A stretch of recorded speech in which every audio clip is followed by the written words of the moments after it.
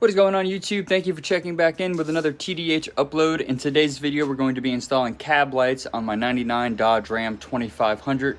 Now my truck from the factory did not come with cab lights, but a few weeks ago I was able to pop by the junkyard and come across a truck that was my generation, which is the 98 to 2002 model that run these kind of like, I say flush style cab lights rather than kind of the bulby style that was on my last like cab light installation video, which was the red truck. I had gotten a hold of some 12 valve cab lights, and I decided, hey, I'll throw those on there until I want to buy some aftermarket ones. And so that's kind of what I'm doing right now. You're probably going to ask, hey, why are you installing factory cab lights on the truck when you could just buy some aftermarket ones? Well, my truck isn't the prettiest right now. It's not all done up. It doesn't deserve to have super fancy cab lights on there. I mean, the headlights are the fanciest thing that's on this freaking truck right now, that and the LEDs that are in there. But I've already started to dive into the cab here. I'll show you guys. Let me turn this camera around. So I've already started ripping into the interior off camera here. I will go ahead and explain to you the few things that come down off the headliner to access the factory holes that are up here for the cab lights. Now, while I have the headliner down, I'm actually going to be replacing it too, because you guys can see that it's in really rough condition and it does need to be replaced. So I'm killing two birds with one stone here. I probably won't put the headliner job in this video, just the cab light installation, just to make life easier for everybody. But this is not really a how-to video, but I'll run through it real quick, what you need to pull down. So all of these guys for the visors, those are Phillips heads. Those come down rather simple. This guy has two little small clips in the inside over there. Let me just walk over there so I can show you guys real quick. So on this guy here, you'll have these tabs, which mine are freaking broken, but these tabs will snap in to those larger holes up there in the front. And then back here is where you can pinch them. You can go up in and push them, and that will release it, and then you can just slide it forward. There's supposed to be two tabs here in the back, and as you can see, mine has freaking fallen apart. So all you simply have to do is pop that piece out and then slide it backwards, and then boom, it's out. Mine's, you know, it needs Jesus, so we won't talk about that. As far as these guys go, I'm not 100% sure if they are Torx bits, but I will figure that out in a second. I know these are Torx here, they're T25s, and then these guys, they just simply get pinched and pulled. And of course, I'm not gonna be able to do it on camera because I'm holding the camera, but there you go. I promise if you pinch them and pull them, they'll come out. So you've got those guys there. As far as the dome light, that guy comes out relatively easy. If you take a flathead screwdriver and you pop it into that hole, it'll pop the plastic cover off, and then you can have access to either slip the actual unit out, because it'll sit up in there like this, and all you have to do is pop it down and pull it out, and you can unplug the light and it comes right out, and that's rather simple.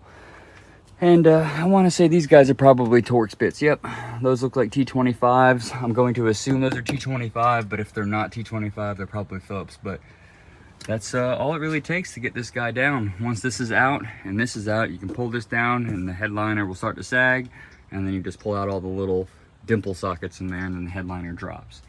So I'm going to do that, and then once I get that all done, I will show you guys where the factory cab light harness goes and where the lights get positioned.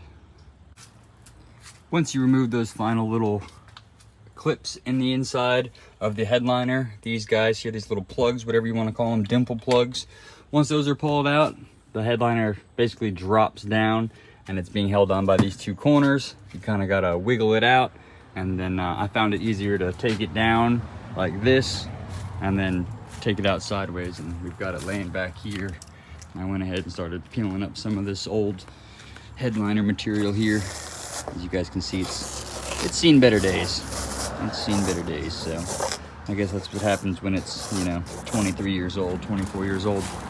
But anyways, we will check out this roof here, and I'll explain to you guys where these cab lights go. So you can see each hole that's been stamped in the factory body. Now what you want to do is try your best to find center on these guys here, and once you do, you can go ahead with a punch set the center, drill through, and then that will give you your rough idea where the cab lights are going to sit. Now I've got mine positioned up there, and you can kind of do like a rough like position by setting up the cab light, kind of lining it up, you know, centered up on the cab there with the mirror. You guys can see that mine's off just a little bit to my left, to the right of the truck or the passenger side. But once you do that and you find center on those holes, you can drill through, and then you can figure out the size bit that you want to run through, so that way you can clear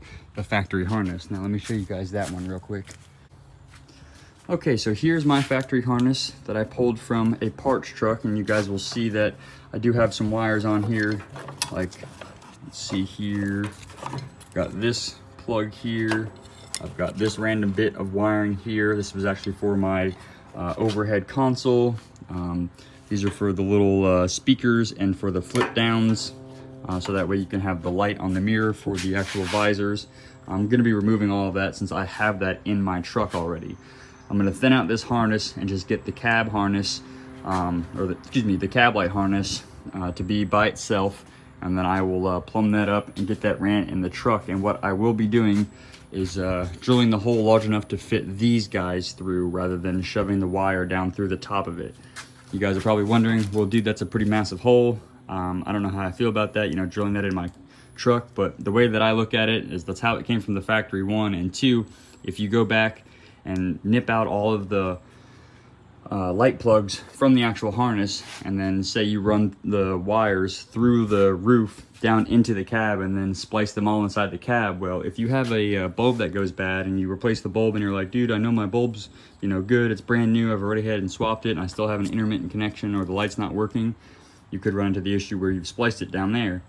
And then when you do that, you have to do this all over again, which means pulling down the headliner, your overhead console, your visors, and all that stuff to check that. So that's kind of the reason why I do it like they did it from the factory. And worst case scenario, if I have an issue, I can just climb up there, pop a cab light off, and you know, swap my bulb out or do any troubleshooting. So I'm gonna go ahead and thin this out, and once I get it thinned out, we'll move back into the truck, and then we will get that squared away. The most cringiest feeling, drilling holes in your roof, in your perfectly good roof. It kind of sucks, but hey, no going back now. Got those holes drilled, went ahead and just thinned out the harness. So here's all the old stuff that I didn't need, and here is the cab light harness. What I'm gonna do now is run up to the parts store, grab new bulbs, go ahead and test them to make sure all of my sockets are functional, because this is an original harness. It is 23 years old, so I want to make sure that you know, they are all functional, and I can do any you know, repairs while they are out of the truck. And then once that is said and done, I'll hook up my large step bit. I've got this little guy here that I notched those holes with. I used just a small little 1/16 inch bit, drilled a hole, little pilot hole, and then chased it with that guy. And then I've got another one that's a bit larger, and that's what I'll use to notch out the holes to get the wiring harness up and through. And then I'll go ahead and start lining up my cab lights, figuring out where I want to position those, and try to get those as even as possible. And then we'll screw those suckers down, and we'll be about done. From there, I'm just going to splice it into my apologies, I accidentally hit the record button, so it stopped recording there. But as I was saying, I'm going to take the factory harness with cab lights and tie them down into the factory switch as they were, you know, like it came from Dodge. So that way when I hit the switch and you know, I'm out taking photos, all of my lights will come on. I'm not going to wire them into the gauges, because the gauges are separate. When I actually turn key to accessory power, the gauges illuminate and come to life. So those are on their own thing there. And that's kind of the idea about it. So I'm gonna run up to the parts store real quick, grab me some bulbs. We are back from the parts store, grab some fresh bulbs, and testing these guys. We got 1, 2, 3, number 4, number 5. So the harness is all good. From here, we're gonna go ahead and drill some larger holes in the roof of that Dodge and slap this sucker in there, get it wired up, and then position those freaking lights up there, and we're about done. Not too difficult of a process, a little time consuming, and you know, you just got to be careful and take your time, but we're almost there.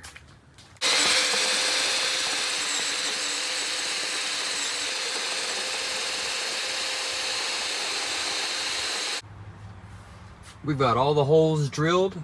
I've got all the lights pushed through. I went ahead and used this stepping bit here, and it's a 3/4 inch stepping bit, as you guys can see there. It's a little tight to get these guys through, but they will fit. The trick to it is when you're wedging them up, take a flathead screwdriver and go in on a small angle and then just push on one side. And as you're pushing on the one side from the bottom inside the cab, it'll kind of just pop on through. It can be a little difficult, but it's really not that bad. I've got faith in you guys. Anyways, once that's squared away, you can start positioning your cab lights on the roof. Now, the contour of the light will kind of give you a rough idea, as you guys can see how well these are fitting over here. Nice and flush on the cab. They were obviously made, you know, for this vehicle. So once you get them sat down inside of the cab light and nice and flush, from there you can mark out your holes and come back behind it. I'm going to use a very, very, very small, probably like a 1/16 inch drill bit, just to start a hole, so that way these factory screws can fasten down, grab into the sheet metal and pull the cab light down. I've got the factory seals here on the bottom that I'm going to attempt to use. I know a lot of guys get worried about this stuff. Some people will cake RTV and stuff in there.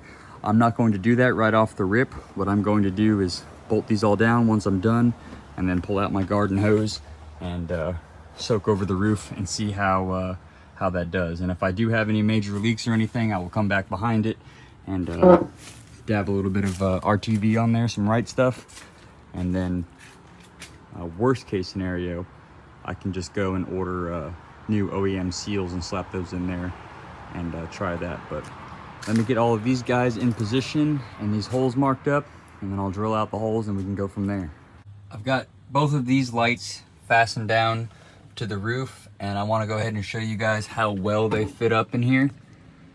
It's kind of another reason why I do the 3/4 inch hole and why I like to drill that entire hole out there, because once you seat the actual cab light down onto the roof, it pushes that socket back into that hole, and then that rubber damn near sits flush with the actual sheet metal. I'm gonna get these last two in and then I'll show you guys. We've got the lights mounted, we've got everything wired up. I'll go ahead and hit the switch for you guys here. And there we have it. There's the off switch, on. Got some cab lights. Got the harness all tucked up here, along with the factory one. And then we'll step over real quick, that way I can show you guys. There we have it. Some cab lights on the truck. One step closer. Now I need new fenders, a new hood, new bumper, a new bed, a new rear bumper, and then we'll start making some actual progress on this thing. But one thing down. Now I've got to wait on my headliner fabric, and I'll do another video on that, getting that all squared away. My girlfriend's probably going to give me a hand with that, because she did the headliner in our Jeep Grand Cherokee, which is parked around the corner over there, but she did a fantastic job on that. So me and her are going to knock that guy out once that fabric comes in, and yeah, that's about that, guys. So I know it wasn't too much of a how-to video. I just wanted to bring you guys along with the installation of these cab lights and just post a video, because I don't think there's very many videos out there with the second gen cab light installations, although I didn't really look. The last time I did a video like this was, I was probably 22 or 23 back when I bought my red truck, and that's way before I even painted it. So it's been quite a while since I've done some cab lights on a truck, but they're not that hard. I just wanted to bring you guys this content. I appreciate all of you guys watching, and I do apologize with my sporadic uploads, and you know, nothing makes sense because I'm all over the place. But thank you so much, guys. I do appreciate y'all watching. I will see you guys in the next upload. Talk to you later. Deuces. I'm always